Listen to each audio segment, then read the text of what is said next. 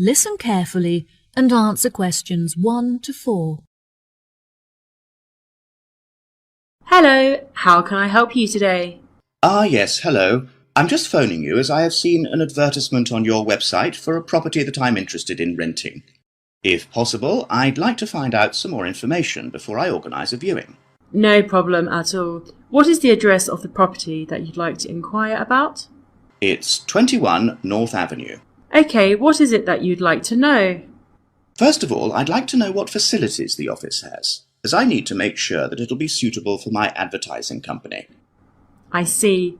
The office contains a large open-plan space with a wide frontage onto a busy street with lots of passers-by, so your business would have a really good street presence. There is also a toilet and newly refurbished kitchen equipped with a dishwasher and oven. Wow, that sounds great. I'd definitely like to register my interest. Okay, perfect. I just need to take some details from you, if that's okay.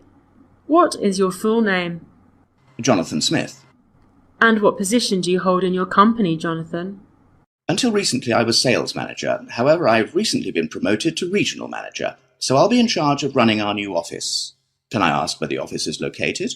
Yes, of course. It's located downtown, just around the corner from Royal Square Shopping Centre.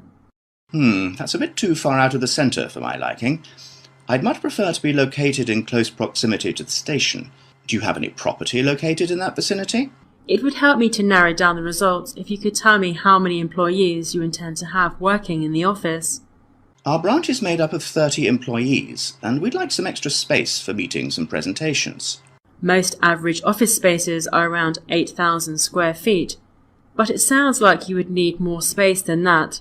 I think that 10,000 square feet would be more suitable for your needs.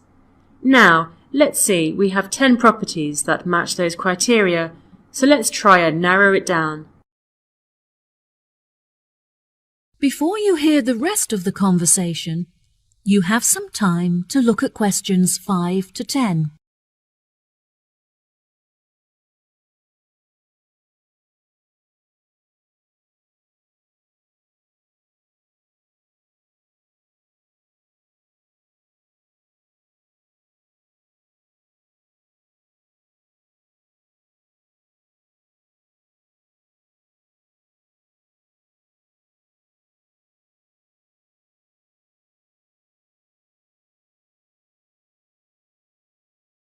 Now listen and answer questions 5 to 10. Do you have any other requirements? Well, we'll need access to the office 12 hours a day, but security should be 24-hour. We don't hold any money on the premises, but it's crucial that we protect our customer information against theft. Okay, anything else? Yes, ideally I would prefer the new office to be split over 2 levels, so that the working office area is kept separate from street level. That will enable us to locate a reception at ground floor level to welcome customers when they arrive. And are there any particular facilities that you need? Our employees work very hard throughout the day, and I want to make sure that they're well nourished. It would therefore be ideal if I could provide them with a kitchen to cook hot meals at lunchtime. Would you want the kitchen to be located at first floor level with the office? No, I don't want the office to be filled with the smell of food. It would be better if the new office had a basement where we could locate the kitchen and staff room area to keep it at arm's length from the workspace. Okay, I have now narrowed the search to 2 available properties. Do you have any other requirements that could narrow our search down to 1 result? All of our office staff will be working at desktop computers, so I'll need the office to be equipped with at least 40 power sockets if possible. Anything else? Studies have shown that exercise is very important for maintaining happiness and healthy brain function. In an office environment, it's very difficult to get sufficient daily exercise, so it would be great if they had access to a nearby exercise area. One of the available offices is located next door to a gym. Would this be suitable? Yes, absolutely. A gym is exactly what I was thinking of. Brilliant. Do you need the office to be furnished? I don't think so. I already have some furniture, so I would prefer to bring this myself. That's no problem at all. And before I forget, we will definitely require Wi-Fi access, as much of our work and customer recruitment is carried out online. No problem. It sounds like the property will suit your needs perfectly. I've taken the liberty of booking you a viewing at 3 p.m. on Thursday, so you can see it for yourself. Is there anything else I can help you with today? No, I think that's all the information I need. Thanks very much for your help. No problem. It's been my pleasure to be of assistance. Goodbye. That is the end of part 1. You now have half a minute to check your answers.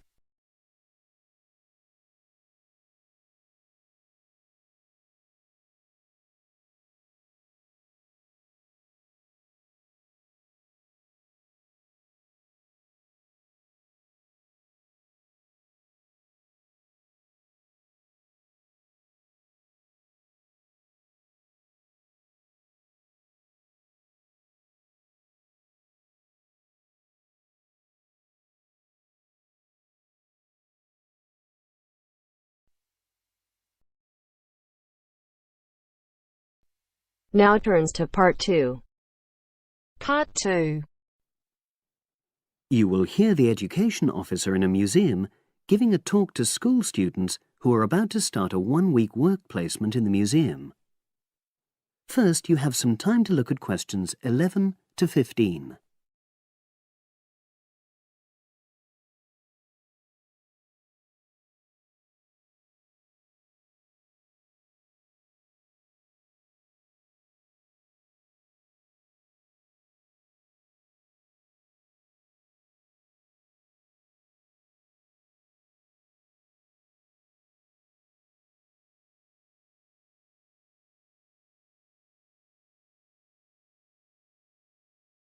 Now listen and answer questions 11 to 15.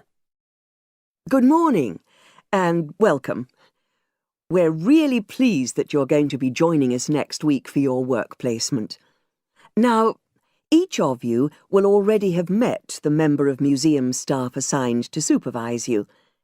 In this short talk today, I'll be giving you more general information which will be relevant to all 6 of you. Your normal working day is 9 to 5 p.m, but on Monday, because it's your first day, we'd like you to arrive at 8:45. Please note, though, that you'll finish at the usual time. A lot of you have been asking what you should wear for work. Well, you may have noticed that we're not exactly a formal institution, so you'd really be out of place if you wear smart attire like a suit. If you go out on a trip with us, then we'd like you to wear a museum cap. It has our logo on, and we feel it helps people recognise you. But on a day-to-day basis in the museum itself, we say put on your own casual clothing because you'll be doing lots of dusty, messy work. Now, we don't have an enormous number of rules, but work placement is an excellent preparation for the real world of work, and we expect you to be very punctual and reliable. If you're not well, or there's been a hold-up, then what we ask you to do is ring the museum receptionist. He will be in the museum well ahead of opening time, and he'll inform your own personal supervisor in the museum. If you're away for more than 1 day, we'll inform your school tutor. They'll obviously need to make a note of your absence and follow up if necessary. But most of all, we hope you really enjoy yourselves during the placement. Students say they have a lot of fun, whether it's working with kids in our art workshops held every Monday, or, the most popular, when they go out on our outreach work to residential homes, recording elderly people's memories of school days for our oral history project. So, we hope you feel excited by the prospect of starting next week and well prepared. Your personal supervisor will be there to help you with our health and safety requirements when you start next week, and your supervisors will also brief you about the background to the museum, summarising all the huge amount of information on our website. In the next couple of days, it might be worthwhile if you get hold of evaluations and other notes made by students who've worked with us before. You can get a lot of pointers from them. Before you hear the rest of the conversation, You have some time to look at questions 16 to 20.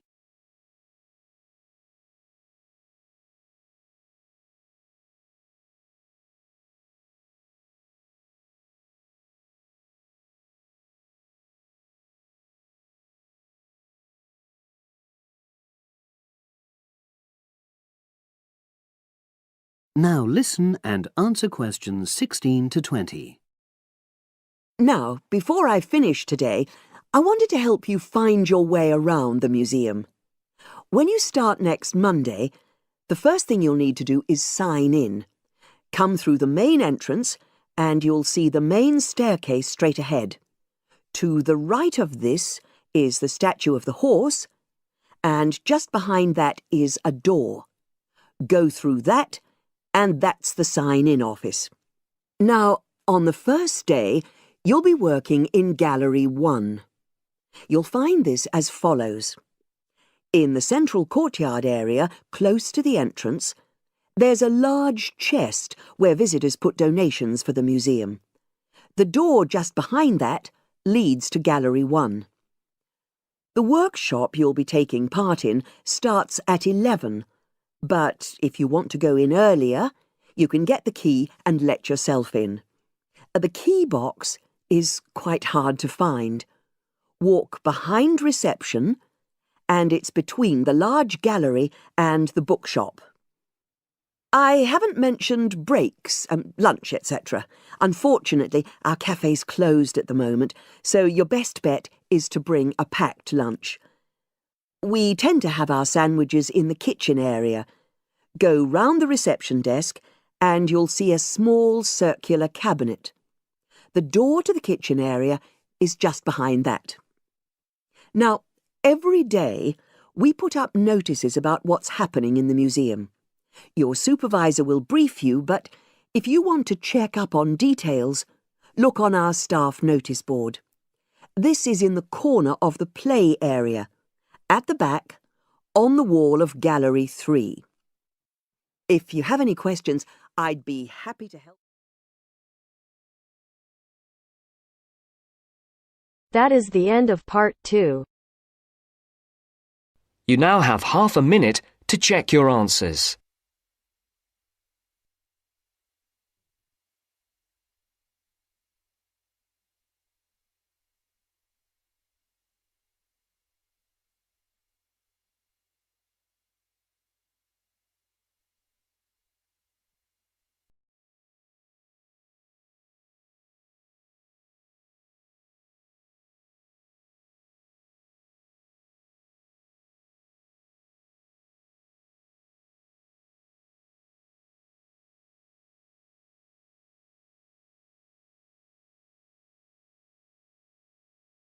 Now turns to part 3. Part 3.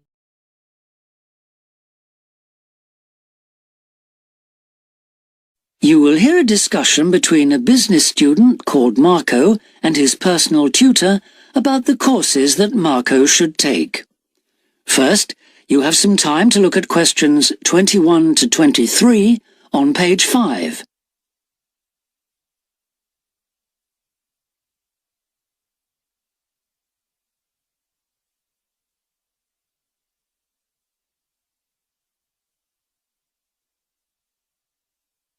Now listen carefully and answer questions 21 to 23.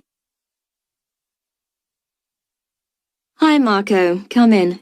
Thanks. I've got a bit stuck trying to select courses for next semester. Could you help me, please? Of course. Sit down.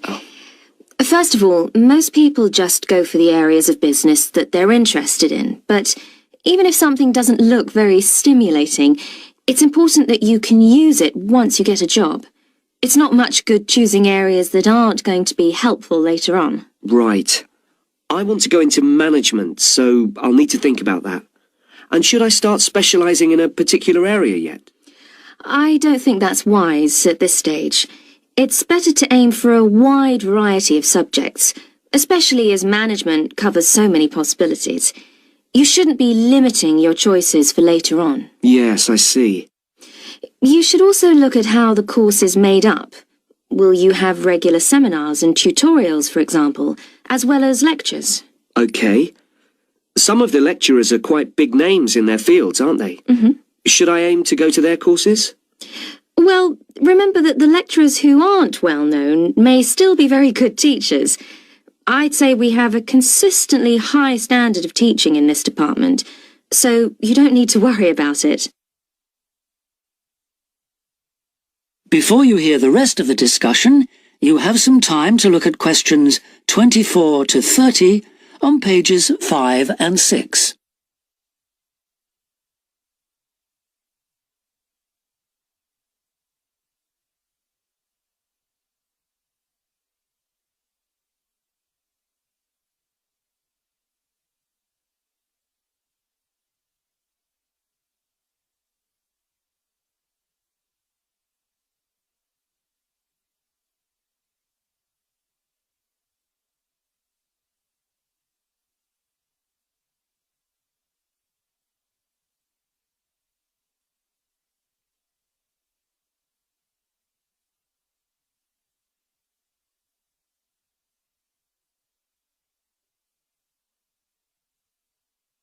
Now listen and answer questions 24 to 30. Good. Well, that's a great help. Now, last time we met, you mentioned doing team management, didn't you? That's right. I'm still quite keen on the idea.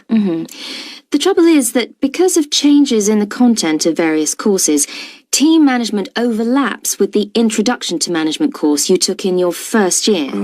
So what you learned from it would be too little for the amount of time you'd have to spend on it. I'll drop that idea then.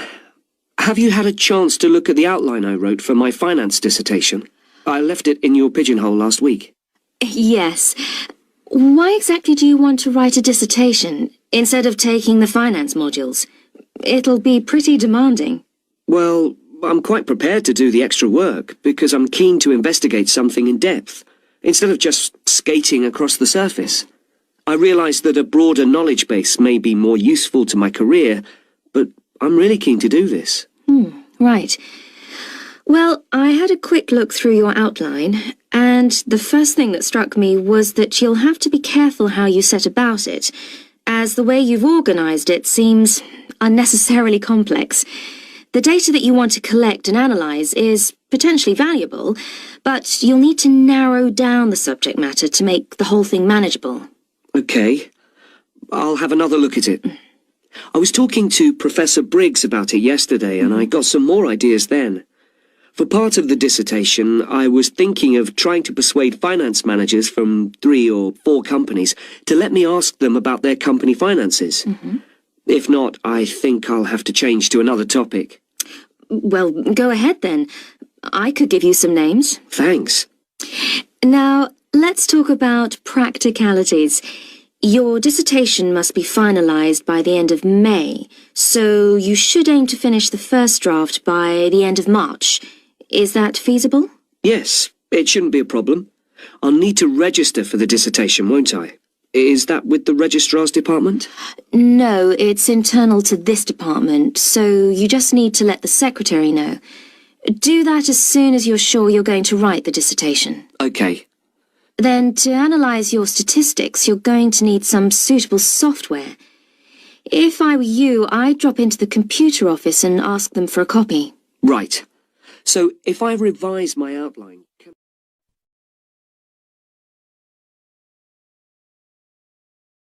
That is the end of part 3. You now have half a minute to check your answers.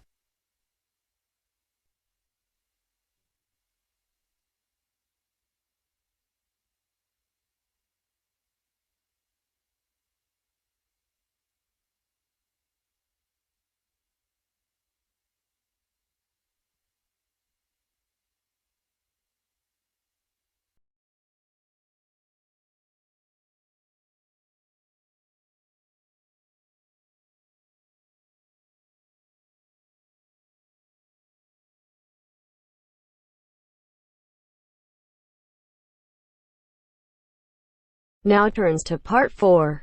Part 4. You are going to hear a talk about security in the UK. Listen to the talk and complete the statements below. First, you have some time to look at questions 31 to 40.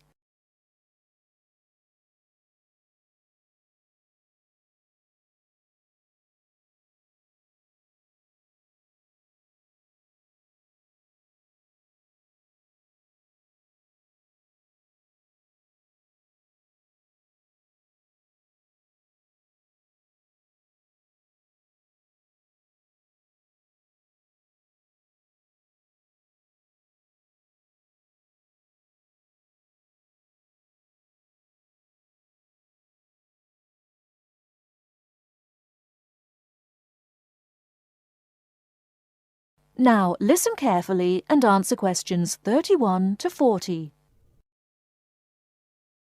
In large cities, for instance London, and crowded places such as airports and stations, there is the risk of theft. We do not want you to suffer the distress of losing important documents and valuables as soon as you step onto British soil. So here are some important do's and don'ts. Don't carry more cash than you need for daily expenses. If you stay at a hotel, do ask the manager to keep large sums of cash, documents and valuables in the hotel safe and give you a receipt for them. This is a free service. If cash is stolen, it is very unlikely to be recovered. Do keep separately a note of the serial numbers on your traveller's checks, so if they are lost you can inform your bank. Do take particular care of bank and credit cards. Do carry wallets and purses in an inside pocket or a handbag. Don't ever leave a bag unattended and make sure it is securely fastened when you are carrying it. Do carry jewellery and valuables such as cameras, radios and typewriters on you or with you and keep a note of any serial numbers. Do take special care of your passport, travel tickets and other important documents. Documents are at risk particularly at airports and stations where it is obvious that most people will be carrying them. Do make a note and keep it in a safe place of the number of your passport, its date and place of issue. This makes replacement easier if you are unlucky enough to lose it. If you don't want to carry heavy luggage around with you, you can leave it in a luggage office at most large stations and pick it up later. Keep the receipt so that you can reclaim your luggage. Check the opening hours or you may find your luggage locked away when you need it again. If you lose any of your luggage in transit, take this up immediately with the officials of the airline or shipping line. But don't worry too much. 98% is found within 3 days.